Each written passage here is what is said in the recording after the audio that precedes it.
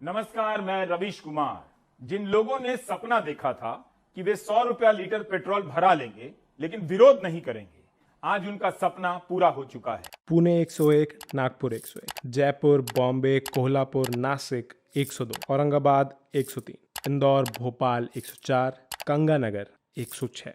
अगर आपको लगता है कि 100 रुपए कोई मापदंड है पेट्रोल के दामों की सीमा तय करने के लिए, तो समय है पुनर्विचार का, गहरे आत्ममंथन का, चिंतन का, परामर्श का। क्योंकि तभी तुम समझ पाओगे यार, 100 रुपए का महत्व तुम्हारी जेब के लिए नहीं, उनकी शुद्धि के लिए। अब एक बार 3 महीने पहले थोड़ा बहुत दिखा दिए तो फिर अब 106 जाए, चाहे 156। अब फिर से कैसे दिखाएं? मतलब पिताजी के दिए पैसे पे पिताजी से ही कितनी बार भिड़ोगे? चलो एक बार पंगा ले ली, अब दूसर की बार तो दबोचे जाओगे ना। और वैसे भी एक बार दिखाने से आप खुश, पिताजी खुश, हृदय भी संतुष्ट, और क्या चाहिए? देखो, जिसको करनी है वो कर रहा है।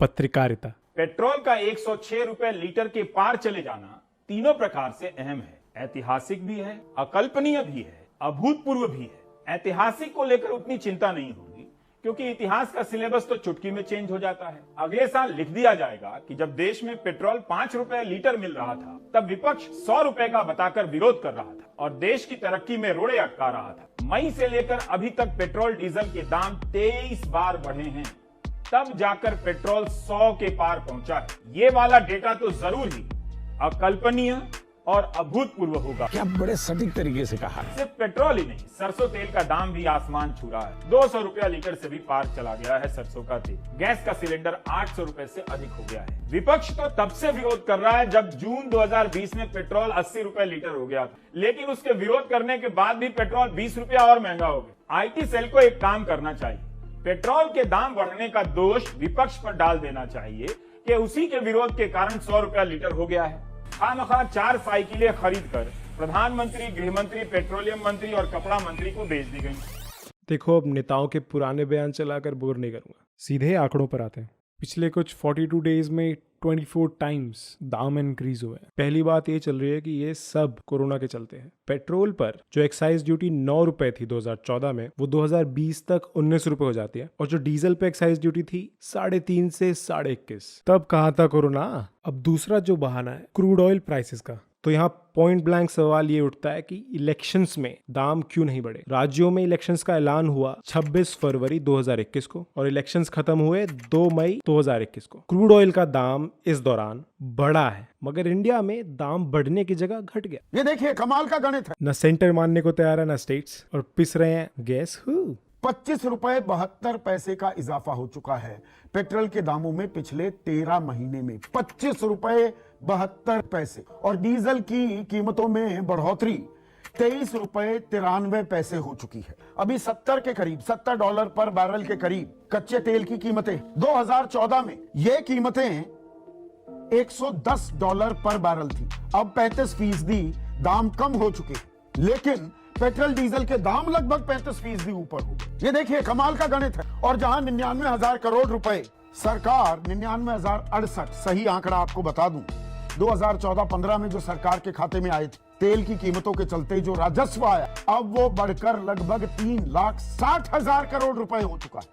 अब रियलिटी ये है, बजट देखें इस साल का तो टोटल 1% का इंक्रीज है बस पिछले साल के मुकाबले। वैक्सीन के लिए पैसे चाहिए थे तो इन्होंने दूसरे सेक्शन से कट फिट करके एडजस्ट कर दिया। अभी फर्स्ट वेव से निकले थे, साइंटिस्ट, रिसर्चर्स पागल हुए पड़े हैं बोल बोल के कि सेकंड वेव आएगी आएगी आएगी, लेकिन इनकी बुद्धि इतनी चली और अब इनको पैसे का बस एक सोर्स दिख रहा है कि जी विकास के लिए पैसे चाहिए। जरूरत अगर आपको पैसे की है, आपके पास पैसे नहीं तो ये विस्टा प्रोजेक्ट बंद करो ना भैया। तो विकास के लिए पैसे सिर्फ पेट्रोल और डीजल के विकास से ही आएंगे और कोई जरिया नहीं है।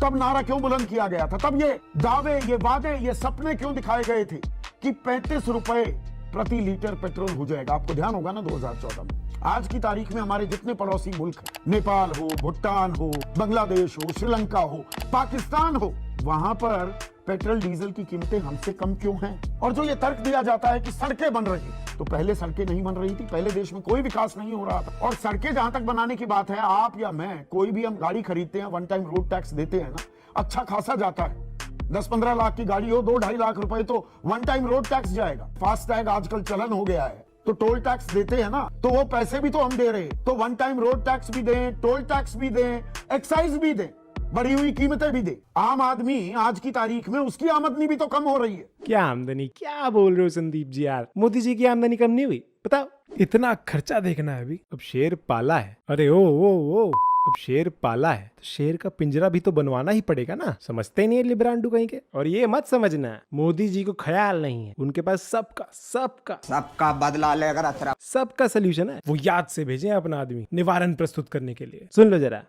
अगर महंगाई राष्ट्रीय आपदा है तो फिर मुझे लगता है कि जो लोग इसको आपदा कह रहे हैं वो लोग अब खाना पीना बंद कर दें, अन्न त्याग दें, पेट्रोल का उपयोग करना बंद कर दें। देखो, इस बयान को भौतिक दृष्टि से देखना ही गलत है। रेबीज के तीसरे चरण के मरीजों में ये लक्षण अक्सर दिखाई देने लगते हैं। इनको लग रहा है कि इनका भगवान से संपर्क हो चुका है, इसलिए अब खाने पीने जीने का कोई अर्थ नहीं।